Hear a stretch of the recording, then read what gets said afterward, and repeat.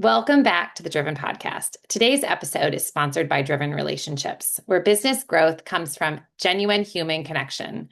At Driven, we believe loyalty and referrals don't come from transactions, they come from trust.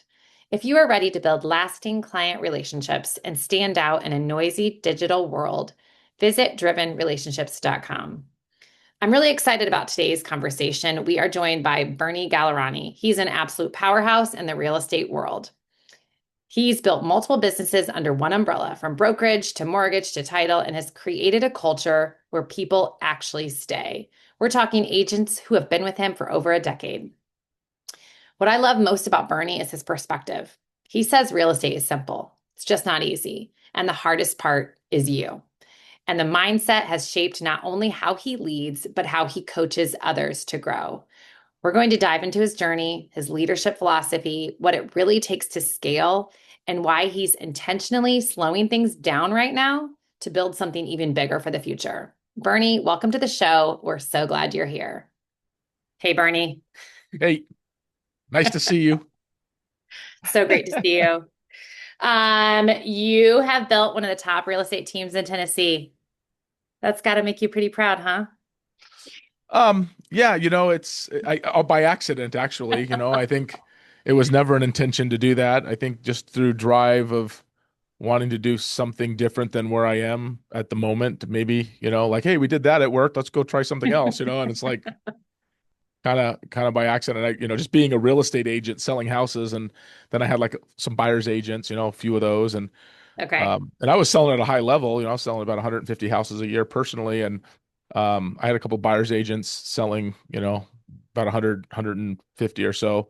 So we Mhm. were, selling 250, 300 houses a year.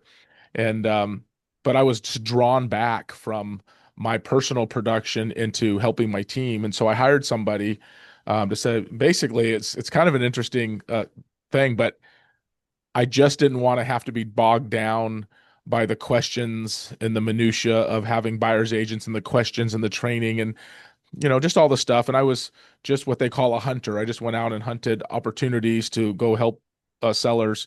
I think have good representation. So I would, call expireds and buy owners all day long, door knock. And so Okay. putting in 10 or 12 hours, and how did I squeeze in questions from my few buyers agents that I had? And so I hired this guy, Kurt, and I thought, Yes. if he can just ask the question or handle all the questions and just service their need, I can actually get back to work. And then from there, he got kind of bored because we only had a couple agents at the time. And he's like, well, what do you want me to do now? I'm like, I don't know, go find another agent if you want. And so he kind of did. And then pretty soon a team appeared. So I'm like, okay, well, I'm going to give this whole selling thing up and start building the team. So it was kind of by accident, never planned. What year was that? Because I think you're originally from the Wild Wild West, right? Are you from Vegas? Yes, actually. I love how you Okay. said, well, you said Wild Wild West Well, because I was originally from California, and oh, that's that is a Wild little West. Wild Wild West. And then we got a little bit into Sin City, and that really wasn't my vibe. I lived there for about 10 years. Oh, okay. And then I moved out here in Nashville in 2004. Okay. And so yeah, so we're defectees from the West Coast. I mean, I'm in Arizona. I love it. It's so great. My son's in college in Tennessee, so I'm back and forth between the two places. But what, when did you get really serious about building the teams? I would guess probably about 3 years. So let's see, about maybe 7 years ago, Okay. I really looked at the team and some of the issues that we were having with team building at that time. And so I thought, maybe I could spend more time in here and really try to develop it. And then what I found, Kelly, was that I really enjoyed, I felt more entrepreneurial Hmm. by going in and leading and coaching people to a higher level. And so I like the aspect of helping people. And also, I just thought that I could build a pretty decent company where I would be happier doing that than I was at selling 150 homes a year. I think the Yeah. challenge, and I would say this to anybody, the average agent sells 4 homes a year. And last year, 72% didn't even sell a home in the country, 72% of the realtors. So you look at that, and that's it's kind of sad. But you look at Mhm. the average of the four, and I was selling 150. And here's the challenge with selling 150 homes a year. You could get really burned out really fast at that volume. If you're selling 4 or 8 or 10 or 12 or 20 a year, you got a pretty Mhm. nice life if you're selling 20 a year. But I was, selling, 7 times that, 8 times that amount every 12 months. And so I was getting my fix in all of the things. I mean, I was basically had a whole real estate career every 12 months. So if you took a realtor and I was selling as many homes in 12 months as a real estate agent would do in a 30-year career. And I did that year in and year out and year in and year out. And so I personally sold about 1,600 listings. And so I just think it wore on me in time. Mm. And I had done well. And so I just decided that I would rather get on this side and then coach Yeah. and train agents to perform at a higher level. And so I've really enjoyed that. Well, there's so much purpose and meaning that comes with doing that and helping other people win. Do you have Sure. anyone on your team that you're like, oh gosh, that's a younger version of me? And I have that person right now. She closed 108 last year, and wow. she's going to close about 125 this year. I've coached her for 10 years. I brought her in at 19. She's 30. She's a multimillionaire today, and she's just worked the process. But you know Okay. what's interesting? You asked that question. Everybody can do it. Mm-hmm. But most people don't want to do it. And the reason why I say they don't want to is they don't want to give up parts of their life it takes in order to be fully dedicated to the business at hand. And that I respect. So we try Mm-hmm. to find a medium between what is it you really want? Like, what would you like to see your life look like? And then how do we just push you slightly above your comfort zone, so you Mm-hmm. can have a little bit better life than you thought you could have? And so some are selling 15 homes a year, others are selling 25 and 35 and 40. Some I'm selling 60 and 70, and I've got one that's doing well over 100. So not everybody's cut to do that kind of work, but Right. but if they are, we're here to support that. What does that look like with the work-life balance? Was that ever a difficult thing for you? I know you're married to a beautiful woman, Wendy, who works on the team. Mhm. You have at least, I think you have two daughters. 2 daughters. Okay. Mhm. What does that look like? The work-life balance for you over the Hmm. years. Wow. I think that is, I'm going to probably answer an unpopular, I'm going to give an unpopular answer for some, but maybe understanding for others. In that, I grew up in HUD housing my entire life. My mom was a single mom raising 4 children. She had 2 jobs. My mom was married 5 times, but so you can look at the struggle, what that would be like, right? Mhm. Um, and so because I lived in a level of poverty. I would say I was loved, so I wasn't not loved, but I lived without. My mom didn't own a car or anything like that, right? Wow. A lot of times, sometimes she had a car, sometimes she didn't. Mhm. Depended on the situation. Um, so I think that the drive was so innate in me to pull myself from where I was that the work-life balance thing, I looked at everything as a sacrifice for Mhm. pulling myself from where I think my family could have ended up had I not changed the way I looked at my situation. So, was it tough? Yes. I'll just say this. The first year I worked 7 days a week for one whole year and never took a day off, and I worked 12 hours a day. Um, almost most of those days. I missed a lot of dinners at home, which wasn't good. I'm not proud of that. I was always home to put my kids to bed.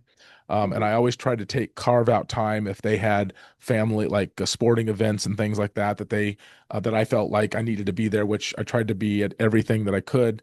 Um, but then as I became more successful in that area, I started making more priorities to being at home for dinner, Mhm. making more priorities to take the weekends off, which I did.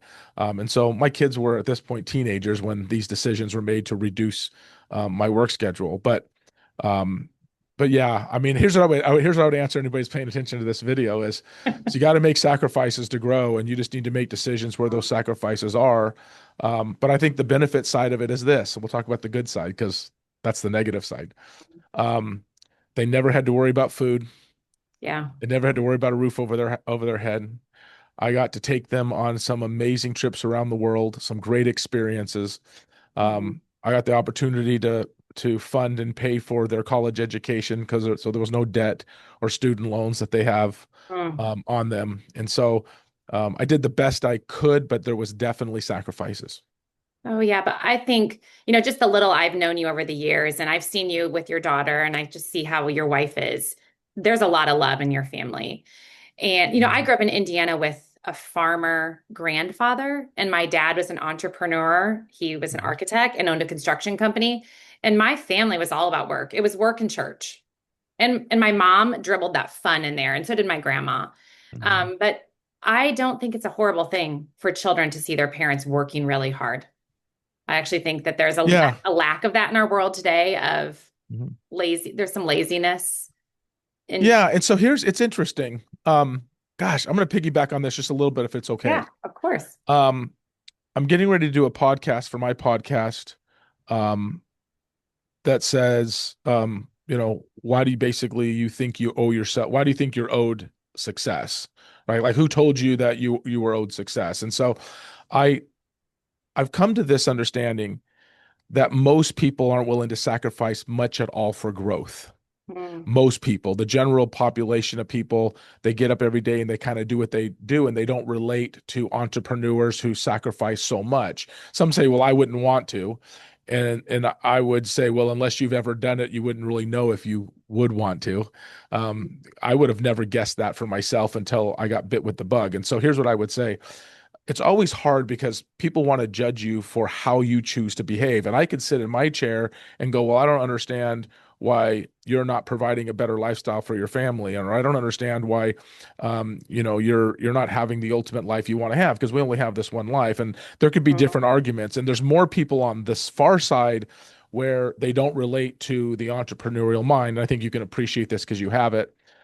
So feeling guilty at times when you have so many people stacked against how you behave, can wear on you at times. But what you have to understand is, I believe this: God gave me a vision and a dream and a talent, that I continue to keep pushing forward where I think God was leading my direction, and um, I'm not going to allow somebody to sway me because they don't see what I see. mhm, I have a really good friend of mine who's become a real good friend who worked with me 20 years ago, and he had this idea, and he brought this idea to me. He worked with me as an agent. He was a young kid. He was like 23 at the time, and he brought me this idea, and I thought it was the dumbest idea ever, Kelly. He shared it with me, and he's like, dude, I'm going to start this business, and I'm like, dude, and I told him, I'm telling you the story. mm, That's one of the dumbest ideas I've ever heard. Well, thank God he still calls me a friend. Well, he did it anyway, and he got this thing off the ground, and he got a billionaire to invest in his stupid idea. And then he had the company for just a couple of years and he sold it for $9 million. And so you look at this and go, what did I see? I didn't see what he saw. And so I think all of us, just for the purpose of the story, before we think somebody has a stupid idea or we're going to judge other people, maybe we should just sit back and go, man, if you see it, I don't, go get it. mhm. Go hard after that. Yeah, and he Yeah, I did, think. and he did, and he's on one. I did a podcast with him about a month ago. It's online now. Um, and he tells a story. He and I are doing this podcast together. He lives in South Carolina, and he tells the story. It's pretty phenomenal about all the people who doubted him. So he was working at a fulfillment center here for, I think it was Macy's or something, and he told his boss, he's like, "Hey, listen, I've got this idea." And his boss says, "You're an idiot for quit," and he's going to quit his job. And he put in his 2 week notice, and within a week of this 2 weeks notice, he says, "Hey, have you got anybody to replace me yet?" And his boss is like, "You were serious about that?" It's like Noah building the ark. Everyone said he was Yeah. crazy. Yep. Um, do you have other business ventures besides real estate? And I think you have a lot of arms in real estate in your real estate company. What are Yeah, the so arms we what are own the arms yeah, you so have? we have so basically we have several different things going. One is we own a mortgage company. Oh, We also own a title company. My wife and I are very much into we have a huge rental portfolio that is another okay. business that we run because it's very taxing with what we do. And so part of the not only having acquiring, we don't sell property, so everything we buy we hold on to. We don't flip Okay. them, anything like that. Okay. We buy, hold, and lease. Um, Okay. so thank God for my All in wife. Tennessee, Bernie? All of Yes. those are in Mhm. Tennessee? Okay. Yeah, we last year we bought or maybe no, it wasn't last year. It was like 4 years ago. We sold it last year. 4 years ago, we partnered with some folks and we bought a $10 million strip center in Las Vegas. And so we bought it fairly inexpensively. Um, I think we paid 8.5 million for it. We rehabbed it, and then we sold the property, made some money on it. So that was one that we did. That, but I was in an investment adventure with a venture with them. But Okay. most everything else is local. Okay. Do you, how do you find the properties in Vegas? How did you find that one? It was actually brought to me through an Okay. investing group. Somebody who was a really good friend of mine was a commercial lender. And so Okay. they would invest, her company would loan money to she's not with that company anymore, but that's what she did for many years. And so she kept saying to them, "Hey, I'm always open for investing if you guys ever need partners." Okay. And so it was kind of like for years, like, "Hey, if you ever need partners," well, they came to her and they said, "Hey, we found this deal. If you really want to invest, you've been great with us for years." And then she says, "Hey, I have some friends. Can I bring them in on the deal too?" And so That's fun. yeah, so it Makes was it just brought to easy. us. It was just brought to us, and it was a great experience. It's almost like when you do that though, Kelly, I have to say, um, you kind of got to write the check and a little bit like forget about it because they're in Mm, control and they have your money, and you're just like only invest it if you feel like it's okay to lose it. right. Right? Right. I Because think if you that's try to smart to have micromanage those kinds of people, they're like, no, that. no, no, this is what we do. If you Hmm. dropped $1 million or $500,000 or 2 million, whatever it might be, you got to almost give that up and say, I hope it works out. Right. Yeah. So, who has given you the most financial advice? You kind of figured out yourself? Do you have a plan for I want to buy this many properties a year? I mean, you're in Tennessee where Dave Ramsey is. Yeah. Do you have a financial advisor? What's Um, your strategy? yeah. Boy, that's a good one. Well, I can tell you how it started. I started picking up a lot of properties in the '08 housing recession. Okay. And I just did it by accident because I'd go list a piece of property. I would do a short sale. At that particular time, short sales were really big. Yep. And then I started learning how the banks screw the whole thing up. So as a realtor who started in '05, who ran through the '08 market, you started experience how the banks were operating these short sale packages. And you started realizing that I'm trying to say this, be nice, You how don't have to be. absolutely naive and uneducated the people at the bank are. And Okay. so I would watch these things happen and I'd go, scratching my head on how they actually process these things. And so when I started figuring out their little game, I would go there and play their game against them, and then I would win these properties. And so I started buying, so I just go to them and go, "Hey, I'm the listing agent." So every time there was a short sale, I would go to represent the seller. I'd sign the short sale or list the home, and they'd fill out a short sale package, or they were in that default stage. And then I'd play the game and I'd let the whole process go because I knew how they behaved. And then I would Mhm. wait in the 11th hour, I would squeeze in and I'd call the bank and go, "Hey, do you mind if I buy it?" And they would say no. And then I'd make them an offer and then they'd counter back and we'd play this game because I understood how the game was played. And then I would just pick them up. And so we did a lot of that in those days. So that's kind of where a lot of the majority of them came about. But now in my company today, I offer a 30-day guarantee to sell your home or I'll buy it. So I Okay. now have lots of opportunities every single day to buy properties. I do a cash offer program, what we call our instant offer program. We do our 30-day guarantee to sell or a buy it program. And so because of all of those things, we have an abundance amount. I just bought one and rehabbed it and just put a renter in there yesterday. I mean, every few weeks I'm out looking at more properties and Okay. looking at comps and stuff like that. So it's just Okay. another part of the business. So Yeah, it's that's my so real fun. estate business, my mortgage business, my title business, and my house buying business. So four companies. So, at what point in your real estate business were you like, I need to do the mortgage, I need to do the title? So if someone's out there listening who owns a real estate company, Mhm. at what point does that make sense? Does it ever make sense? Yeah, yeah. So that's a good question. Yes, and you can be very premature in this decision making.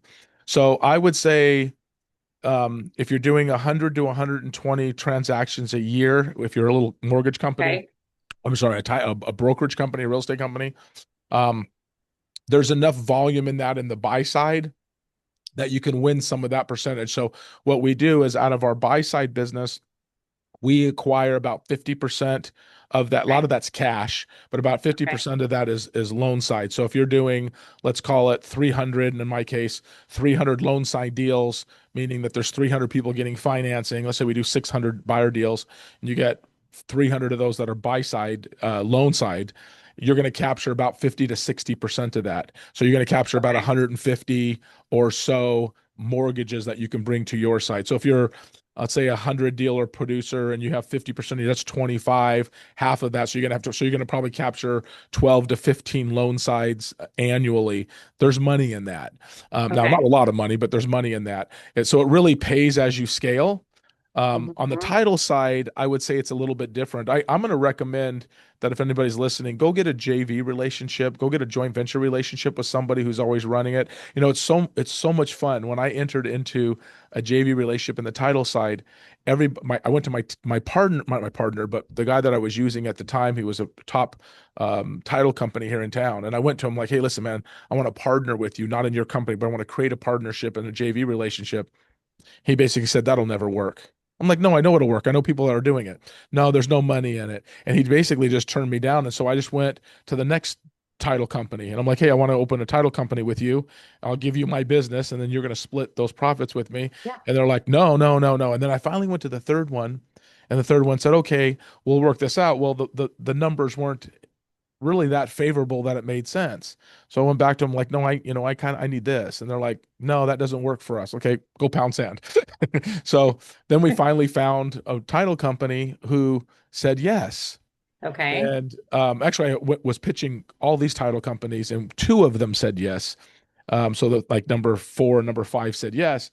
I'm like, okay. And then I said, okay, these are the numbers. They both agreed. I'm like, okay, see, it's starting to work. I was getting excited. But now I didn't just get one yes, but now I got two yeses. So I had to choose which one. So I went to lunch with them both and got to meet them and decided, okay, I'm going to go with this person. We started the company, we started doing business with them. And I said, listen, I carry about 100 pendings right now. And are you prepared? Because adding 100 pendings is overwhelming for any company to take that Right. just by a switch. "Oh yeah, oh yeah, oh yeah, we can do it, we can do it." Well, it was catastrophic. We worked at maybe 2 months together, and it was just a mess, Kelly. And They, so they couldn't handle it. they came to me and they said, "Hey, we can't handle this." And I'm like, "This is your problem. I told you I'm going to give you all this business." And he called me up or left a message. Actually, he didn't even talk to me personally and quit on me. And he goes, "We can't do it." And so thank God I had two people. So I went to Uh, the one that was a default sick. and I called him up and I'm like, "Guess what?" He goes, "What?" I told him what happened. He goes, "I'll be there at 9 o'clock in the morning." And he showed up the next morning and we, created a really great business and he was able to handle it. It worked out really well. So I guess the moral of the story is there's adversity in anything you Oh try. my gosh. You Yeah. just have to stay persistent. And if you make up your mind that this is going to work, this is going to work. So when I started my mortgage company, and that was, gosh, it's probably 5 or 6 years ago, I was working with this mortgage lender who I really liked. And I said, "Hey, I want to do this mortgage business." She goes, "You don't do enough business for a mortgage business." I said, "What do you mean I'm not doing enough business?" She goes, "No." And she shows me the numbers, and the numbers that she showed me lined up. And so I'm like, okay. Well, about a month later, I get an email from a company who does these mortgage JV relationships. And so they sent me a nice email and said, "Hey, we looked at your volume. We think you'd be a great candidate." I'm like, I have one over here saying no, and this one's saying they're clamoring to get my business. So I said, "Let's talk." And so we talked and we built a fantastic relationship together. And I thought, you know what? I kind of listened to this mortgage lender who I was working with saying, "Well, you're not doing enough business." And I didn't understand enough about the mortgage business to understand that I Yeah. wasn't doing enough business. And then somebody else said, "Oh, no, no, your business is perfectly fine. We want to partner with you." And it was a great relationship. And so I guess you hear a lot of, I don't know what the fear is in people. Like, "I don't want to do your title company. I don't think there's any money. We can't do it. We can't do it." And someone says, "Yeah, I can do it." And soon as then they say, "I can do it," then everybody wants to be your partner. So what Mm, happened was so I had this mortgage company and I owned it for whatever, let's call it 5 or so years. And last year, a very large mortgage company, actually probably one of the biggest in the country, approached me and said, hey, we want you to do your business with us. And we're Mhm. willing to get into a relationship with you. And I said, can't happen. I've already got some partners. I'm very happy, love the relationship. And they're like, well, what can we work out? I'm like, there's nothing you can work out. You're talking to an owner of a mortgage company. And they said, well, what if we buy you out? I'm like, well, what does that mean? They said, we'll buy your mortgage company. I'm like, for what? They said, because we want you as our partner. I'm like, well, that is weird. So they bought my mortgage company. They paid me out, shut it down, closed it down, and now I have a partnership with somebody else. So here's my point. Don't ever take no for face value, because not only is there yeses, but there's a lot of really good yeses down the line. You just got to stay persistent. That's incredible. Yeah, What and a story. yeah, and it's I'll never forget coming back. I was in Vegas actually when this all went down with this introduction to this other mortgage company. And I came home and I told my wife, I'm like, check this out.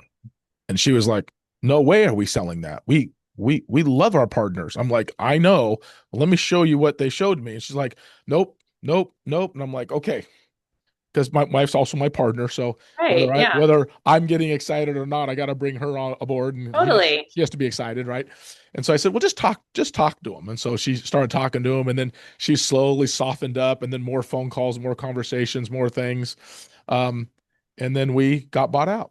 Oh And my gosh. it was like, okay, I think back when my mortgage lender said, you don't have enough business. And then somebody said, I trust you and I believe in you and we're going to build a great company. And then you build this great company in the mortgage side, and then some bigger company comes in and says, I want you. And then they nab you from it and then they pay you. And you're like, hmm, there is actually something really into staying persistent, regardless of what somebody else tells you. It's amazing. If you look back at like 18-year-old Bernie, would he be really surprised at who you are today?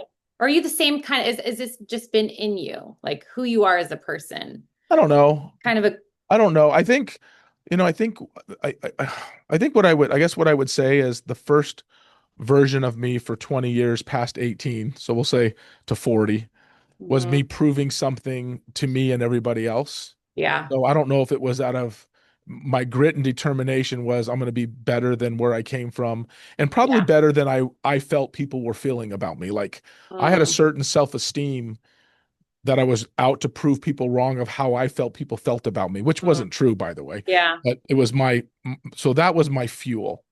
Mhm. Um, and then at some point when you stop proving you stay in something long enough and you start becoming a different person. And then Mhm. as success shows up, whatever the word success means, and it shows up, you look at it and go, why, how did I become this person? Right. And I would say I hired coaching, which was the key Mhm. thing. I hired Mike Ferry, which I know you've been Yep. to some of Yep. those events. So I hired Mike. Mhm. Mike instilled lots of positive things in my brain, and he Mhm. knows my story, and would always talk me through a lot of those challenges that I had. And then I got to a point in life where I didn't really care about proving anything to anybody. That Yeah. wasn't necessary anymore. Then I had to find inner peace with who I am as a person, and I've come down to this one thing. I mean, my thought in life here is this: um, I just want to achieve as much as I possibly can before I make a decision to just retire in life, and I don't know when that's going to be. Mhm. But just growing as a person, impacting other people, watching other people grow. Um, when you take all of it off of you and you put all of that on helping other people, the work becomes much more inspiring, and then you lose the I'm going to prove it to you to I've already proved it to you. Mhm. Like I don't have to Mhm. prove anything anymore. Right. And, Yeah. and all it is now is saying how many other people can I help affect to improve their life? Yeah. Totally. So if you know of other agents who are kind of in the grind and they're ready to step up, even just that first step of getting out of the grind, what would be that first piece of advice? I mean, of getting out of the grind or actually getting into the grind. Maybe getting into the grind, but maybe stepping into like Yeah. a more influential role of Mm. helping. And like what would be the first steps to Okay. get Oh, helping there? people. Yeah. of like building that That's team? such a good question. And I would just say that sometimes people, here's what I would say to anybody who's doing anything. It's so much more difficult than people think. And Mike Ferry says this, and it's one of my favorite lines, and I've added something to this, but he'd say, real estate's just a simple business. It's not easy. Yeah. And so I used to always hear, real estate's just a simple business. It's just simple, right? You're helping people buy and sell real estate, but it's just not easy. And so here's what I said. So I added this. I said, and I've told Mike this too, and I've been on the stages several times. I'm like, the not easy part is you, meaning you, the Mm, person, right? Meaning that we no matter what happens, we can't escape us. Right. And so no matter where, if we have a bad relationship with an agent, we have a bad relationship with a family member, whatever it might be, we can leave and walk away and go have some reprieve. But the hard part is we can't leave ourselves, right? We are just, we take us wherever we go. And hmm so then it comes down to saying, what's not the easy part? The easy part is the business is easy, but you're fighting all of your behaviors, all of your thought processes, all your mindsets, all of your conditioning beliefs. And so you can't leave you. And so here's your answer to your question. If I was to give advice to somebody about helping other people, I think that no matter what you do in helping people, it's a lot harder than most people think. Mike Ferry said, and I asked Mike one time on a call I had with him, I said, at this point, I think he was probably in business about 40 years.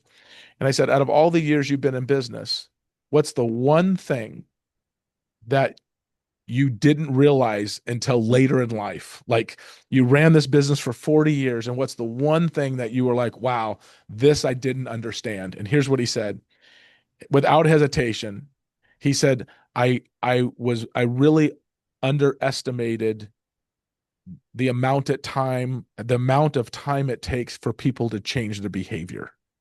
Mm, And that has been totally true, even for me, being impatient about changing my own behavior. But as a coach and a leader for my organization, trying to inspire other people is exhausting.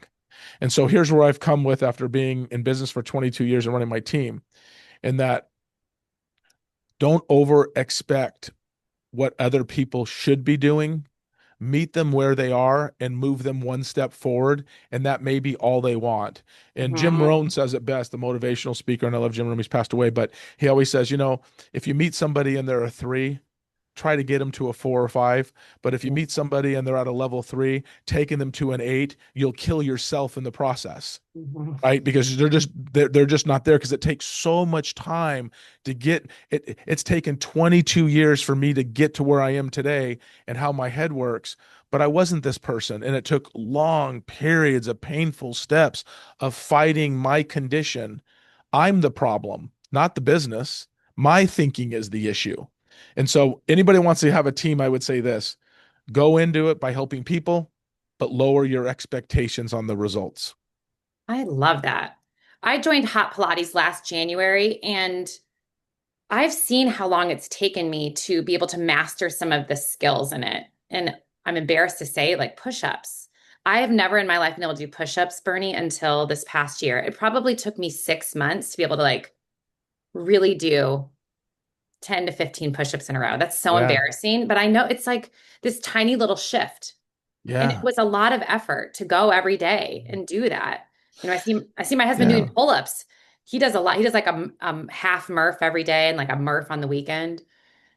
It took him a lot to be able to like crank out like 100 pull-ups or whatever he does. Yeah. Yeah. And I think in life it's that way, right? And um that's, I think, the biggest challenge as an agent you deal with in business. I think when you're leading people, Mike Ferry has said this, and I love this one for everyone who's listening, is that no matter if you're in any kind of a business or you're an entrepreneur, you're really in the people business. You're not in the real estate business, because you have to deal, and you're in the same business. You're dealing with people Yep. like me. I'm, as a Yeah. client, I or am dealing with people like you. right.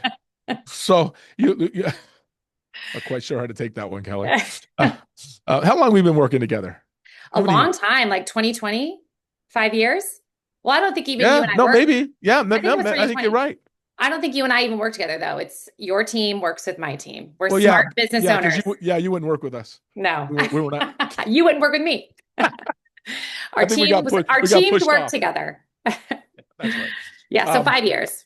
5 years. Yeah, and so I would just share with anybody that you know, I don't want to say lower your expectations, but if you have a high level of expectation in other people, it will drown you with emotional frustration.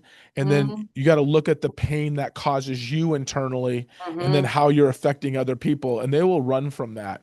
And so, and plus, it's probably not a good cultural fit. And so, if I can just suggest to anybody, it's great helping people, meet them where they are and take them one step forward. And if you can improve them just 1 or 2 points Mm-hmm. and they're living their best life that they can see, there's going to be others that you can take from a 5 to an 8. And there's going to be some you're going to take from a 3 to a 4. And most of them you can't even take to a 3 to a 4 because they don't want to make improvements. They think they Yeah. do, but they really weren't willing to give up what is necessary to do it. Yeah. And that's fair too. They could be all great people. So lower your expectations, but give 100% of your effort. I think that's such great advice. There's something I say to our team, to the leaders on our team. It's we coach people up or we coach them out. We want them to grow, but maybe they don't want to be here. And I think that's okay too. Same thing with my clients. You either want to be here or you don't. And it's really hard to like keep grasping and like trying to convince people that relationships are important. And this is the most important thing to do is to love your to love your clients, to love your referral partners. Mhm. If we don't match in that philosophy, that's okay. That might Mhm. just not be a good fit here. But Mhm. we love to coach people up or coach them on to what is a good fit for them. And maybe that's here, maybe that's not. Yeah. Have you Yeah. had do a lot of your agents stick with you That's so for fair. a long time? I've had a fair amount of them that have been here. So my very first buyer's agent that I had, Raymond, has been with me for 15 years. He's still here. That's awesome. Um, my second buyer's agent, Cheryl's been 12 years. She's still here. Um, Her daughter works for me. She's been here 10 or 11 years. My top Okay. agent in the company's been here 10 years. And then I have some that have been here 5, 6, 7 years, but I have also a lot of people that stay here for, 60, 90 days. And Mm, it is a little bit of what you said is there's still a system involved.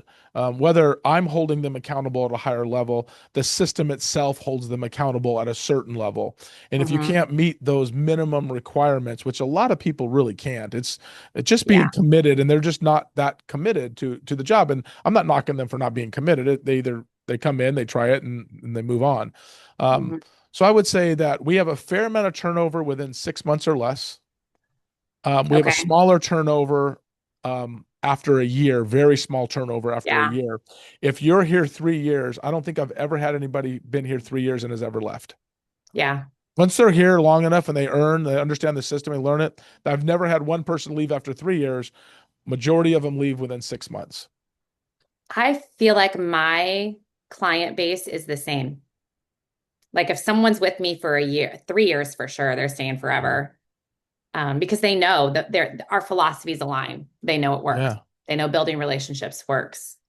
Okay, so we probably need to wrap this up, but what do you have your team read anything together? Do you have books that you kind of encourage, like as part of your training program? Or do you build out all of your own content? What do you do to help shape these minds? Yes, we have all of our own content Okay. inside of our company.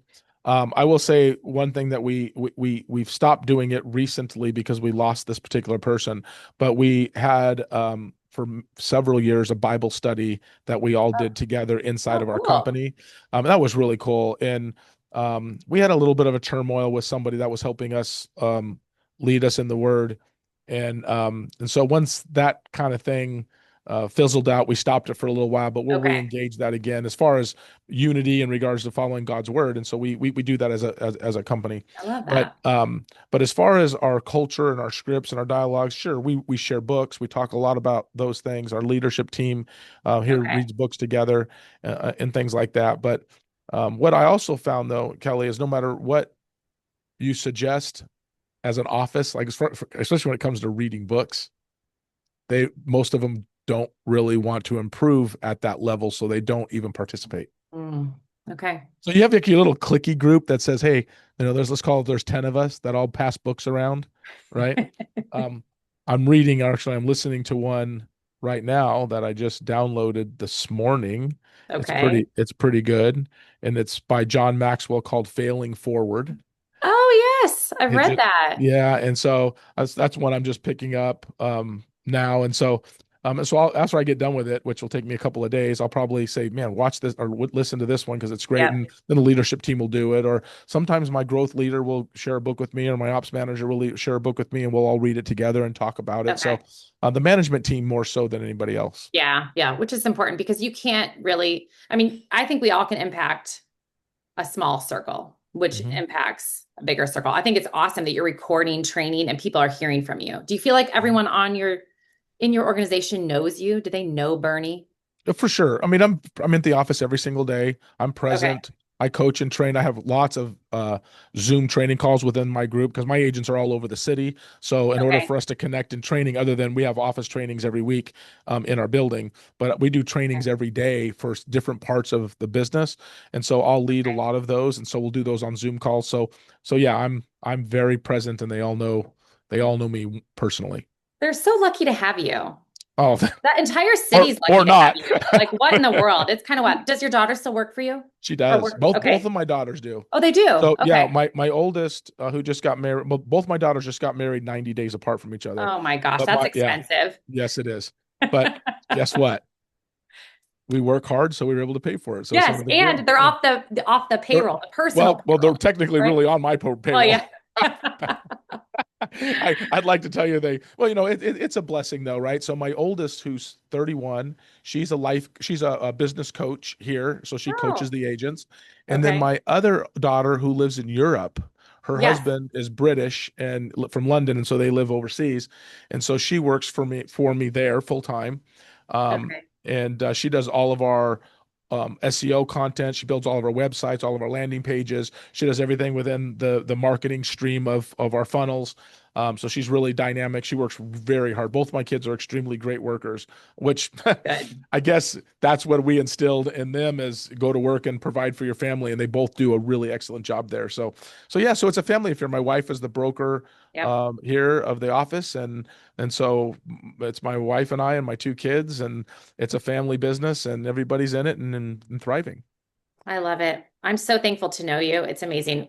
We'll just wrap this up with what's the thing you're most excited about as this year goes on for 2026? Is there anything you're looking forward to? Yeah, we're stepping back on purpose Okay. from transactional count, Okay. meaning we're taking our foot off the gas, which is going to sound weird. We're taking our foot off the gas and we're real building the structure so the company at some point can run without me. And Yep. so we brought in a new growth leader, a new VP of sales. We've changed a lot of the funnels and marketing campaigns that we have. So we're by design, it's a little painful to admit it. By design, we're slowing it down, investing more opportunities financially in payrolls, bringing in really good quality people, Yes. so then we can scale. So our goal in the next, well, we're doing about 300 million a year today.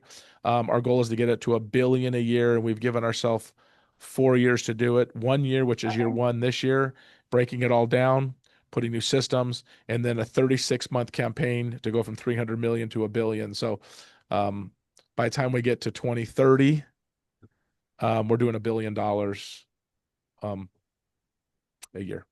That's a big, audacious, amazing goal. And seeing what you've done up until this point, I have no doubt, Bernie, that you will make it happen. If you can dream it, you can have it. You It's can just do it. you just gotta you got to change how you think about everything. Yep. And um, my favorite saying is when you change the way you look at things, the things you look at change. And so I'm Mhm. changing the way I look at my entire company because I've been doing $300 million in volume for the last 3 years. And what got me to really understand is that if I don't change the way I approach my business, then I'm going to do 300 million again. And so when I Right. started bringing in really powerful people to look at my company, they went, you got to slow it down, man. You got to slow it down, bring it back, and then sprout it back up. So it's a little painful for a guy like me because I love growth. So I have to think of growth as building systems and support, not Hmm. transactions, because if you build that, then the rest of it will come. So true. Okay, I lied. I have one more question. Are you currently coaching anyone outside your organization? Do you ever coach other teams in other states? Do you do that? That's my last question, I promise. No, yeah, I'm not. I have no. My time's your time right now. It's not a big Well, deal. people are going to stop listening. Even my mom, after 49 minutes, is going to be like, okay, I'm done listening to my daughter. That's funny. Um, I'm sorry. Ask the question Okay, so again. I the question apologize. was, do you ever coach other Oh, teams in other states, like I to, get, I get, yeah. So I have coached for many years for Mike Ferry okay, organization. When I was a high producing agent, I coached, and then I coach, of course, my team. I get asked the other day through my podcast that I do, through right. my all the stuff, if I would be open to coaching, and the answer to that is no. And I'll tell Okay. you why. Is I have my hands full and I want to Yeah. make sure that I'm focusing all my energy within my backyard and in my building. I think my Mhm. agents deserve that. And if I'm Yeah. taking anything away from the ability to help somebody here, I'm going to focus on that first. I think that's really smart. That's where I'm at right now too. I think there's so many things that we could start chasing and you're really talented and you make an impact wherever you go. So I think everyone's going to want your attention and your talent and your input. So you have to, keep I your have to just circle. stand on it. I have to stand on it because I get asked a Mhm. lot and I appreciate people and I get calls all the time and they're like, well, I'll pay you X amount of money. I'm like, listen, nothing to me is about the money anymore. Everything's about where I find my value and my Yeah. time. And so, um, Yeah. I don't know if I would ever go into that world again because Hmm. I'm going to work this until I'm done and Hmm. then I'm done. Yeah. I'm Smart. going to make my impact, enjoy my life. I'm not done, by the way. I'm not going anywhere. I've got a huge, audacious goal, but I'm going to focus I keep saying to myself, if I allow myself to accept other clients, then I'm taking away from my intention of building $1 billion a year business. And so nothing is going to get in the way of $1 billion a year business. And so when I get there, I'll make a choice. Either I'll retire and hopefully Hmm. the company will go on, or I may decide to go in coaching, but nothing happens till I get there.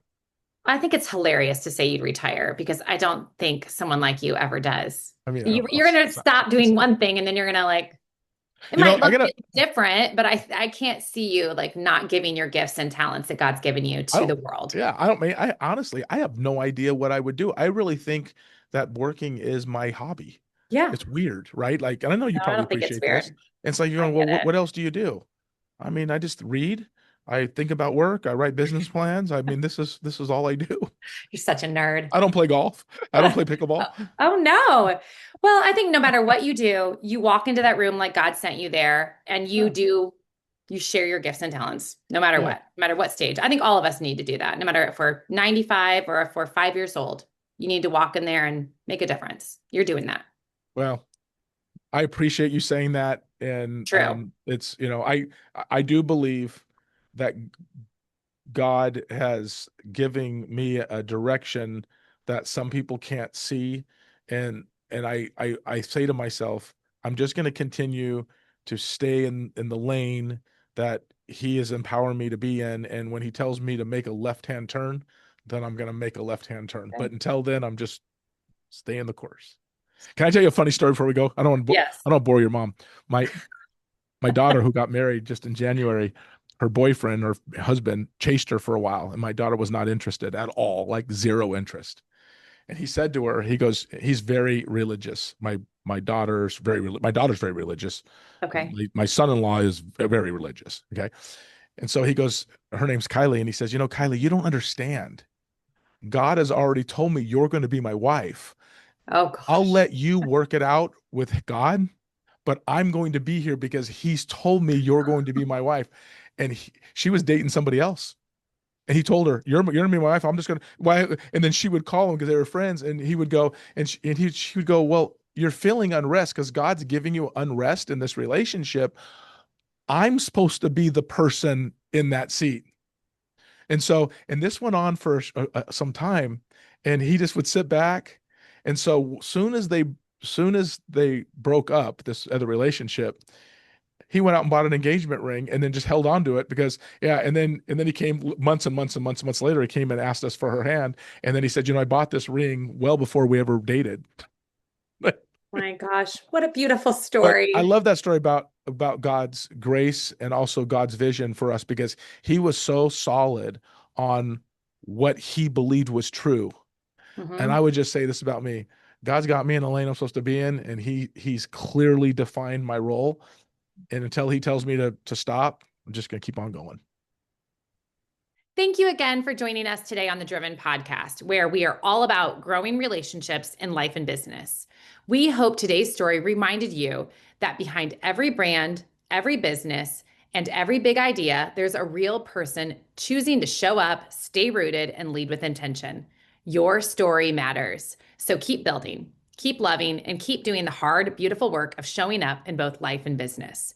We'll catch you next time with another real, inspiring conversation. And until then, never let life and kindness leave you. Always be a fountain, not a drain. And don't ever forget that you are the best.